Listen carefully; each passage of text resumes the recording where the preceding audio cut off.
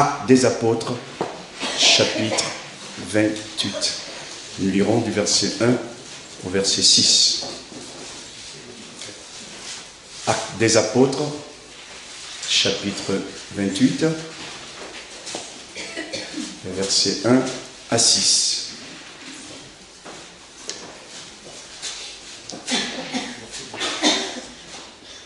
Après nous être sauvés, nous reconnûmes que l'île s'appelait Malte.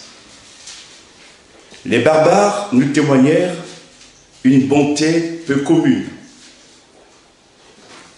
Ils nous recueillirent tous auprès d'un grand feu qu'ils avaient allumé parce que la pluie tombait et qu'il faisait très froid.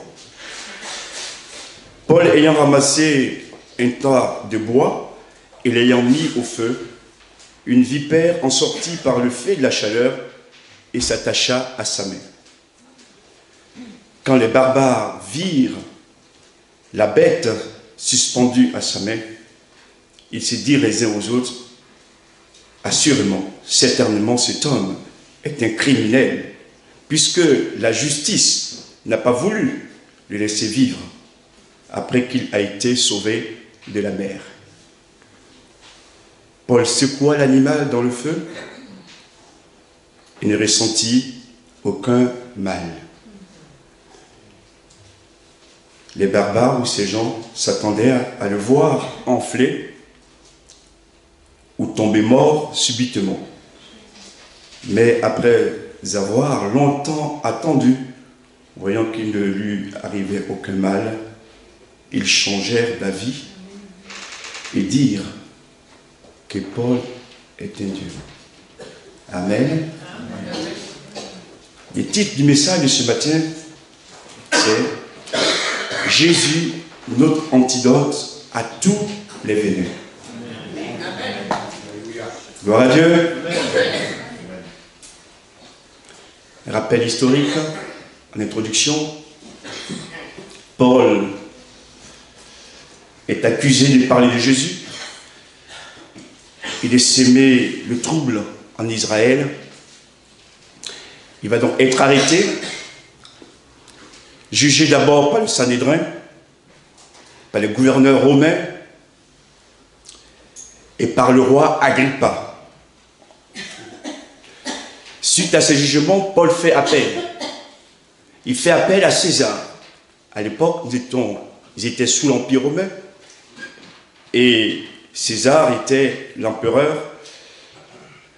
Et s'il fallait donc faire appel, c'était devant lui. Donc depuis Israël, il fallait partir à Rome. À l'époque, donc, les moyens de communication n'étaient pas poussés comme aujourd'hui. Il n'y avait pas l'avion. Il utilisait souvent le bateau ou les navires pour les longues distances. Donc c'est en bateau que Paul va partir à Rome avec les officiers romains et les autres aussi prisonniers. Et c'est au cours de ce voyage que le bateau fit naufrage et échoua sur l'île de Malte, qui se situe au sud de la Sicile. Le bateau a échoué suite à une grosse tempête. Mais Paul avait reçu de la part de Dieu une promesse qu'il ira jusqu'au bout, qu'il arrivera à Rome sain et sauf avec les prisonniers. Donc c'est un homme de foi, un homme qui reste totalement attaché à son Seigneur. Nous allons voir en premier point, après que le bateau ait échoué, l'accueil que vont leur réserver les barbares. La Bible dit qu'ils ont reçu un accueil chaleureux de la part des barbares. J'aimerais quand même revenir en arrière pour vous dire qu'à l'époque où s'est déroulé cet événement, tous ceux qui ne parlaient pas grec ou latin étaient considérés comme des barbares, des étrangers. Il fallait parler donc le grec ou le latin pour faire partie des civilisés. et ceux qui ne parlaient pas ces langues étaient considérés comme des barbares. Mais enfin, vous avez compris, c'était des Maltais. Des barbares, et qui cependant vont accueillir Paul et tous les naufragés, qui sont en 1976, chaleureusement. Voici des gens qui manifestent de l'amour, qui manifestent de la bonté pour des personnes qui ne connaissent pas, qui viennent d'échouer. Et nous voyons qu'on peut les traiter de barbares, mais ils avaient dans leur cœur beaucoup de bonté et beaucoup d'amour pour venir en aide aux naufragés. L'importance, frères et sœurs, ce n'est pas ce qu'on dit les autres de nous, mais c'est ce que nous pouvons témoigner lorsque nous avons des gens qui sont en souffrance. Et ici, ces barbares nous donnent une leçon. Finalement, à nos termes d'aujourd'hui, on va dire que ce n'est pas des barbares, c'est des gens qui avaient une bonne éducation et qui savaient aider. Gloire à Dieu. Amen. Que nous puissions nous aussi, dans les telles situations, conditions, savoir aussi aider les personnes. Ils vont les recueillir et ils vont leur témoigner beaucoup de bonté. Et la Bible dit d'ailleurs que c'est une bonté peu ordinaire. Peu ordinaire. Donc, ils ont vraiment tout fait pour que ces personnes naufragées soient à l'aise. Et le mot qui est utilisé à la place de bonté ou bienveillance, selon certaines versions, c'est le mot philanthropie. Ce sont des personnes qui ont de l'amour pour les autres, des philanthropes. Et ils vont également, puisqu'il pleut beaucoup et qu'il faisait très froid, ils vont faire pour eux un grand feu, pour les réchauffer. Pour les réchauffer. Et on voit donc dans cette attitude de ces barbares beaucoup de dévouement, beaucoup de générosité à l'égard de ces prisonniers dont Paul en faisait partie. Et puis on arrive à la suite de l'histoire. Paul, l'apôtre Paul, deuxième point, un homme d'action.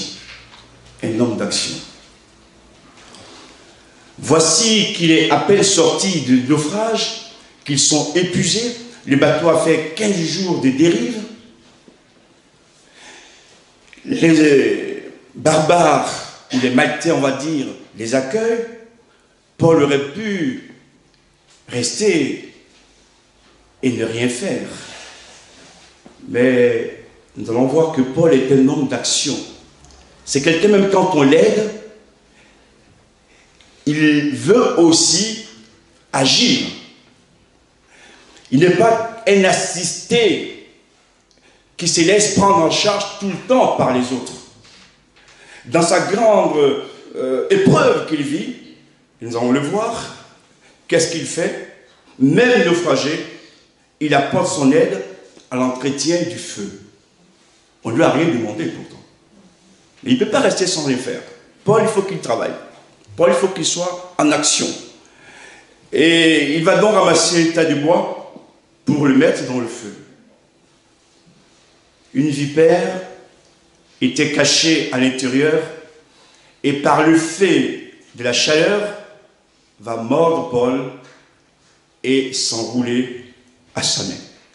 Ce n'était pas prévu ça. Paul l'a fait parce qu'il voulait entretenir le feu, mais on voit qu'il subit encore une attaque. Et ce que j'aimerais dire, frères et sœurs, c'est que Dieu, dans sa grâce et dans sa bonté, peut nous délivrer de grandes épreuves, comme ici le naufrage. Amen. Mais à peine sorti de cette épreuve, l'ennemi à nouveau attaque. On aurait dit cette fois-ci, bon c'est bon, il aurait dû mourir dans la mer Méditerranée. Mais non, Dieu l'a gardé en vie. Et sur terre maintenant, l'ennemi à nouveau attaque.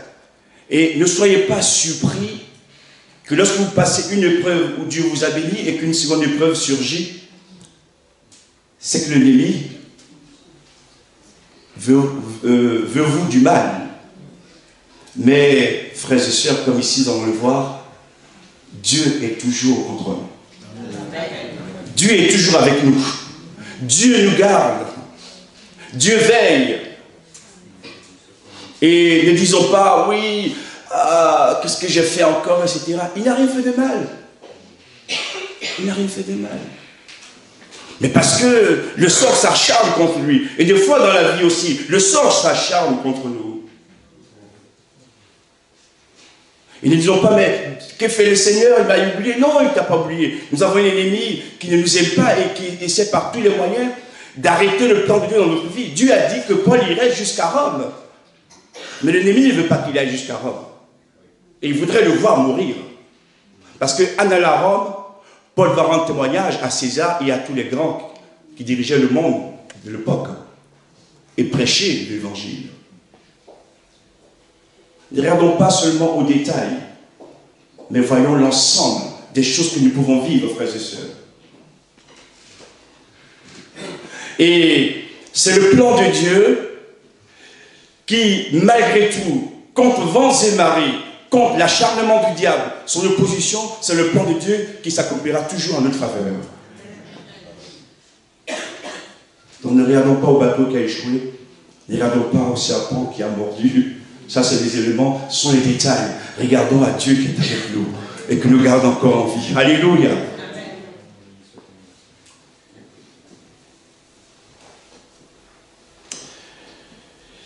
Et oui, Seigneur, tu es vraiment bon. Nous voulons t'adorer, te célébrer. Ta grâce pour nous est merveilleuse. Qui est semblable à toi? Qui est comme toi? Tu maîtrises tout. Tu sais tout. Et merci à Jésus qui a vaincu le diable à la croix, qui a écrasé sa tête et qui nous donne de bénéficier de sa grâce et de sa victoire. Gloire à Dieu. Quelle va être la réaction des barbares? Les Maltais. Hein, c'est plus décent. D'accord? Alors quand ils voient ça, selon eux, mais Paul est vraiment un criminel. À peine il vient d'échapper des naufrages, qu'il s'est fait mordre par un serpent et une vipère, un serpent venimeux.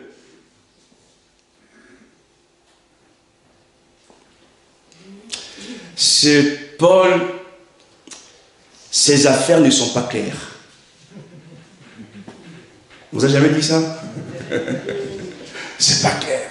Comment il aime Dieu, il sert Dieu, fidèle à Dieu, il sort d'une situation tragique et puis après, waouh, une morsure. Mais ce sont les gens qui parlent, laissez-les parler. Mais oui, beaucoup parlent, hein, autour de nous.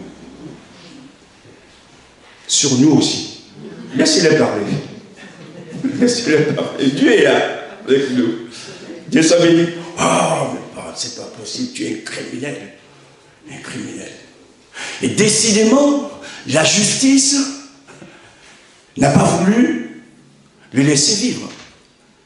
Et ici, le mot justice, c'est le nom d'un dieu païen.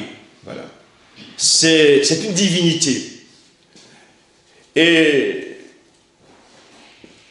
la justice, on pourrait dire littéralement, de vivre. Le dieu païen, cette divinité, a décidé que Paul meure. C'est encore leur raisonnement à eux.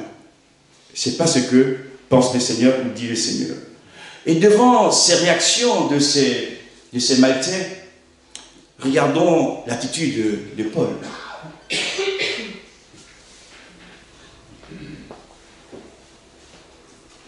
Est-ce qu'on doit se laisser perturber par les paroles qu'on attend, ou est-ce qu'on doit garder notre foi dans le Seigneur?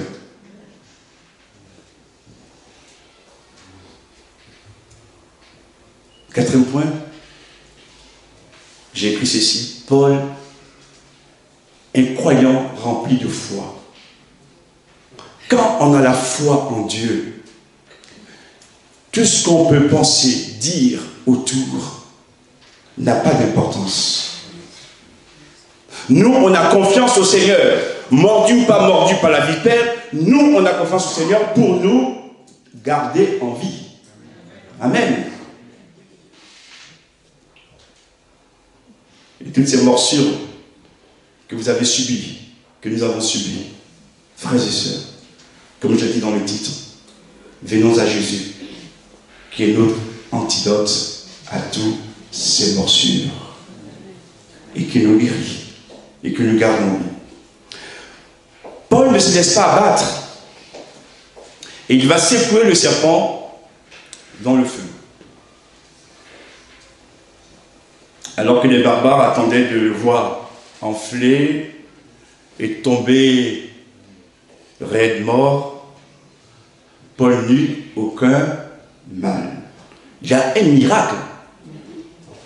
Parce que sur le plan de la logique, de la raison,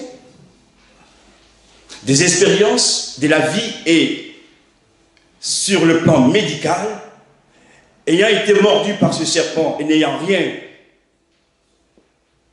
pour pouvoir combattre contre, il devrait effectivement être enflé et après mourir.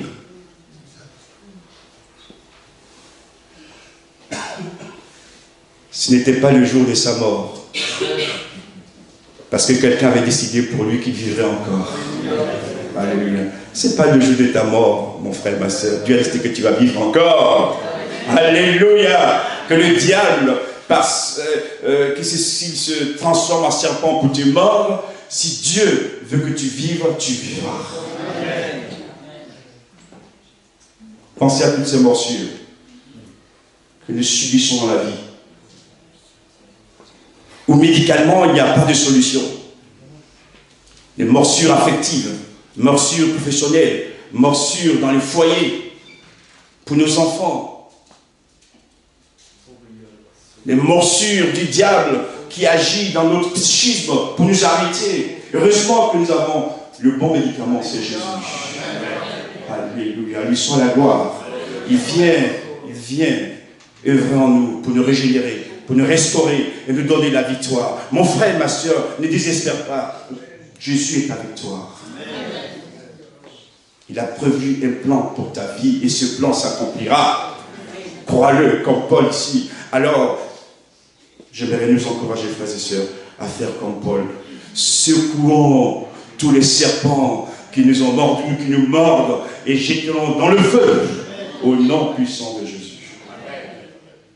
Secouons ces serpents. Ce matin, secoue ces serpents qui t'embêtent, qui t'empêchent de vivre. Secoue le nom de Jésus dans le feu. Le nom de Jésus dans le feu. Et que tu sois en vie. Tu restes encore debout. Alléluia. Et c'est le serpent qui va disparaître dans le feu.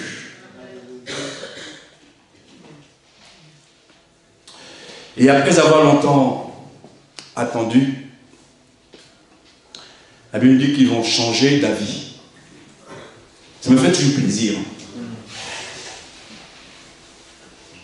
En même temps aussi, c'est magnifique et c'est beau. Parce qu'ils ont reconnu quand même leur erreur. Ils vont changer. Au départ, ils disaient que Paul est un criminel. Il s'était érigé en juge contre Paul. Oui, parfois on juge trop rapidement.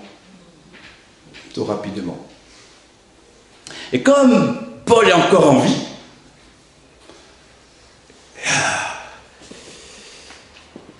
ils vont se dire quand même, il y a quelque chose qui s'est passé. Et ils vont le reconnaître. J'aimerais dire ceci.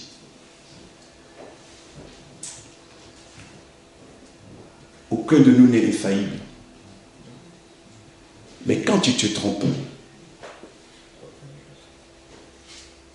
c'est bien que tu le reconnaisses et que tu changes. Le plus grave, c'est ceux qui se trompent et qui ne changent jamais.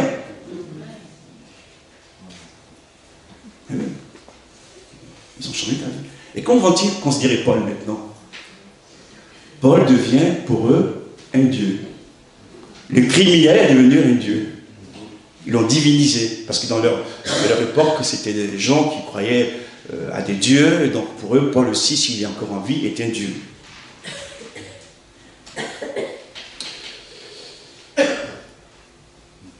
Au départ, ils étaient des juges. Et ils vont devenir des admirateurs de Paul. Je ne dis pas adorateur, je dis admirateur. Il y a une différence. Frères et sœurs, dans certains combats que nous menons, vous voyez comme ici, Paul ne se défend pas. Qui le défend? Dieu. Vous ne voyez pas Paul en train de se battre avec les Maltais dans leur orgueil, leur pensée? Non, non, non. Paul se confie en Dieu. Est-ce que j'aimerais également si vous enseignez ce matin? Ne laissons pas les situations prendre trop d'importance dans nos cœurs ou les paroles des uns ou des autres. Ce qu'il nous faut considérer, frères et sœurs, c'est la présence de Jésus. Amen. C'est Jésus. C'est à lui qu'il faut regarder, car c'est lui qui va agir pour nous sauver et nous libérer. Et pour conclure ce message, je vais lire avec vous dans l'Ancien Testament. On va lire dans Nombre chapitre 21. Nombre chapitre 21.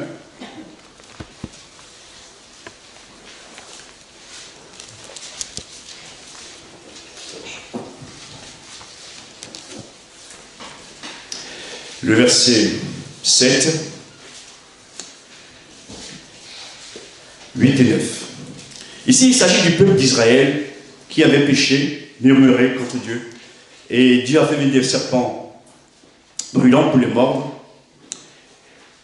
Et le peuple revient donc vers Moïse, verset 7. Nombre chapitre 21, verset 7. Le peuple vint à Moïse et dit, « Nous avons péché, car nous avons parlé contre l'Éternel et contre toi. Prie l'Éternel afin qu'il éloigne de nous ces serpents. » Serpents sont encore là mentionnés, qui avaient mordu le peuple d'Israël. Moïse pria pour le peuple. L'Éternel dit à Moïse, « Fais-toi un serpent brûlant ou d'airain, et place-le sur une perche. Quiconque aura été mordu par le serpent, ou les serpents, et le regardera, conservera la vie. » Amen. Moïse fit un serpent d'airain et le plaça sur une perche, et quiconque avait été mordu par un serpent et regardait le serpent d'airain mourait. Merci, conservez la vie. Mais ici, il s'agit de Jésus-Christ.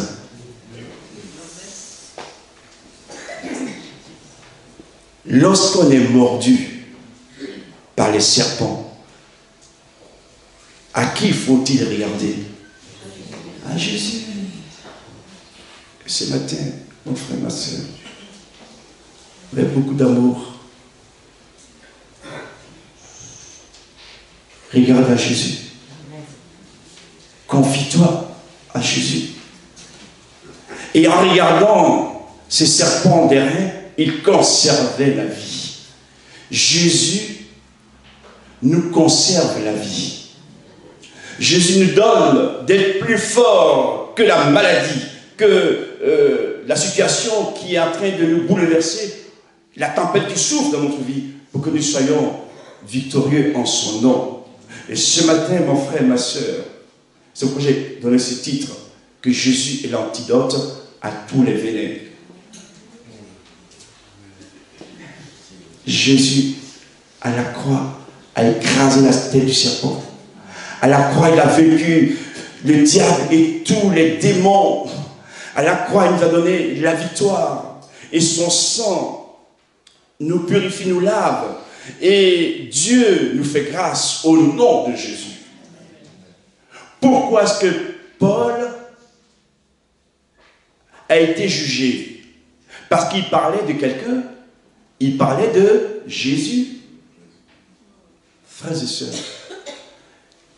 quand on devient enfant de Dieu, et quand on sert Dieu, l'ennemi peut s'acharner contre nous, pour venir déjouer les plans de notre vie. Mais comme le nom de Dieu est dans notre vie, on a chanté ce matin, l'onction, c'est le Saint-Esprit qui est en nous. Jésus œuvre en nous. Alléluia. On n'est pas orphelin. L'Esprit de Dieu est avec nous et est en nous, pour nous donner de croire que celui qui a vécu la mort est pour nous et sera toujours avec nous. Et en son nom, nous serons victorieux. Merci pour vos prières. Je pars bientôt. Merci pour vos prières. Mais vous priez au nom de Jésus pour moi. Et c'est Jésus qui me gardera. Et c'est lui qui est notre force, notre victoire. Et ce matin, c'est Jésus que nous prêchons est là au milieu de nous. Et son désir, c'est vraiment de te bénir, de changer la situation mortelle que tu vis en te conservant la vie. En te disant qu'il y a encore une possibilité de pouvoir avancer. Et que ce n'est pas l'événement qui va déterminer ce que tu vas être, mais c'est Dieu qui détermine ton futur. À lui soit la gloire. Merci Seigneur pour ta parole. Merci ce matin encore de nous encourager. Nous avons besoin de toi. Et c'est vrai que dans la vie, des choses, des événements imprévisibles peuvent surgir dans nos vies pour nous accabler. Mais toi, tu es toujours au contrôle. Comme pour l'apôtre Paul, Seigneur, tu n'as pas voulu qu'il meure. Et tu as fait ces miracles pour le conserver. Merci pour tous les miracles dont nous sommes bénéficiaires au nom de Jésus. Ce matin, tu présentes ton peuple. Je te prie de le bénir, de le guérir, de le restaurer. Au nom puissant de Jésus. Amen.